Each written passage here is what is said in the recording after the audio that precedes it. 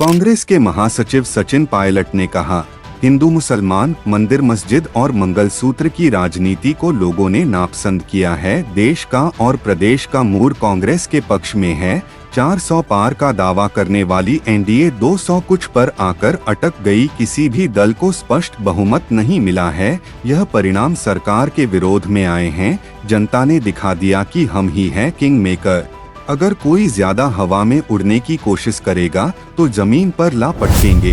यही तो होना चाहिए एक लोकतंत्र में कि जनता से बड़ा कोई नेता नहीं होना चाहिए। नेता का काम होता है जनता के लिए सेवा करना, ना कि जनता के ऊपर राज करना। वही पायलट बोले, लोकसभा चुनाव परिणाम का शुद्ध रूप से आकलन करेंगे तो यह वोट सरकार के खिलाफ पड़े हैं। लोकसभा के चुनाव ऐसे थे जिसे पूरी दुनिया देखना चाहती थी। देश के लोग किस प्रकार की राजनीति को पसंद करते हैं। पिछले 10 साल से भाजपा के शासन में लोगों ने देखा भाषण, प्रचार, प्रोपेगेंडा, बैनर, टेलीविजन और विज्ञापन की राजनीति थी। सरकार ने आर्थिक दृष्टि से सिर्फ चंद लोगों को फायदा पहुंचाने का काम किया है। लेकिन इस बार के चुनाव में जनता ने अच्छा सबक सिखा दिया। भाजपा का संख्या बल 303 था, आज 60 से 70 उनके सांसद कम चुनकर आए हैं। एनडीए ने दावा 400 का किया था, लेकिन 200 कुछ पर आकर वह अटक गए हैं। यह जो जनादेश है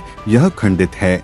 किसी भी दल को सरकार बनाने का स्पष्ट बहुमत नहीं मिला। जो सत्ता में थे उनको अपने गिरेबान में झांकना चाहिए और उन्हें आकलन करना चाहिए कि कहां कमी रह गई थी। भारत हिंदुओं का देश है, लेकिन यह देश संविधान से चलता है। यहाँ लोकतंत्र से राज कार्य चलता है, ना कि तानाशाही से। बीजेपी और मोदी ने यहाँ सिर्फ तानाशाही से राज करने की नीति से चुनाव प्रचार किया, जिसमें विपक्ष को खत्म करना, हिंदू मुस्लिम करना आदि अनगर्ल बातें करके चुनाव लड़ा और इसका नुकसान बीजेपी को हुआ।